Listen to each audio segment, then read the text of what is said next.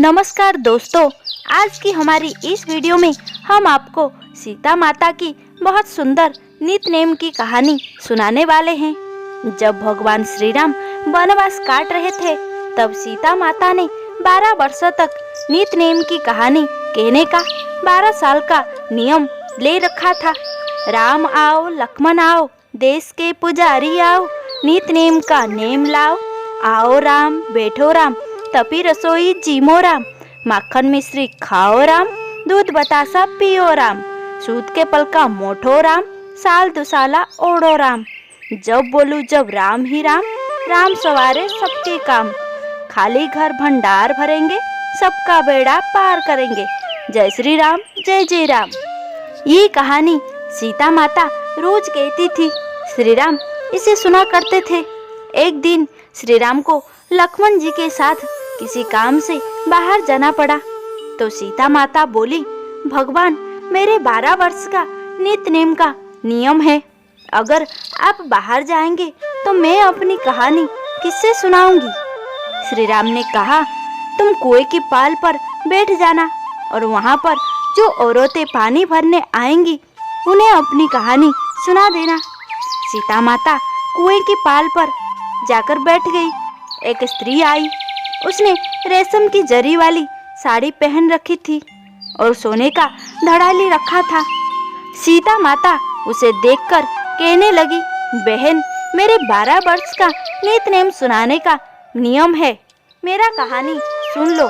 पर वो स्त्री बोली, मैं तुम्हारा नित्य नेम सुनने बैठूंगी तो मुझे घर जाने में देर हो जाएगी और मेरी सास मुझसे लड़ेगी। उसने कहानी नहीं सुनी और वहां से चली गई। घर पहुंचते पहुंचते उसकी रेशम जरी की साड़ी फट गई और सोने का घड़ा मिट्टी का हो गया। सास ने देखा तो बोली, ये किसका दोष अपने सिर लेकर आ गई है। बहू बोली, माताजी मैं भी हैरान हूँ, ये कैसे हुआ। मैं तो कुएं से पानी भरकर आ रही हूँ, पर कुएं पर एक औरत बैठी थी और उसने मुझसे अपनी कहानी सुनाने को कहा, पर मैंने मना कर दिया। शायद ये उसी का फल है। सास तुरंत वही साड़ी पहनकर कुएं की पाल पर गई। सास को वहां सीता माता बैठी मिली और बोली, बहन मेरी कहानी सुन लो। सास बोली, एक बार छोड़, मैं तो 4 बार तेरी कहानी सुनूंगी। सीता माता बड़ी प्रसन्न हुई और कहानी कहने लगी। कहानी सुनकर सास ने बोली, बहन कहानी तो बहुत अच्छी लगी, और पूछा तुम कौन हो। तब सीता माता बोली, मैं सीता हूँ। सीता माता का नाम सुनते ही वो चरणों में गिर पड़ी और फिर अपने घर चली गई।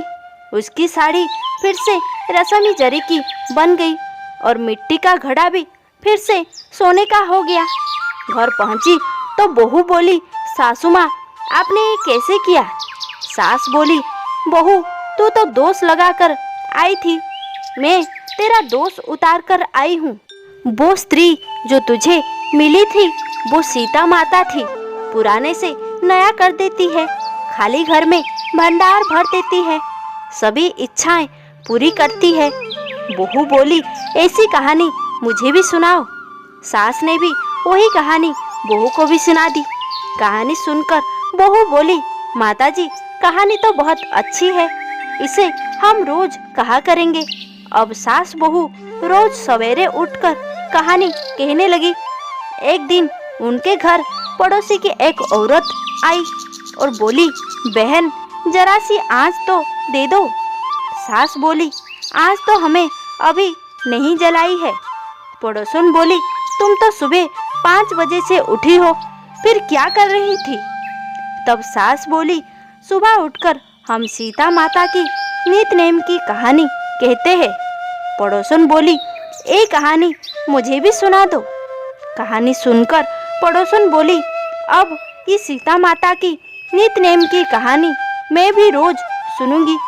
कहानी कहने से सीता माता ने पड़ोसन की भंडार भी भर दिए।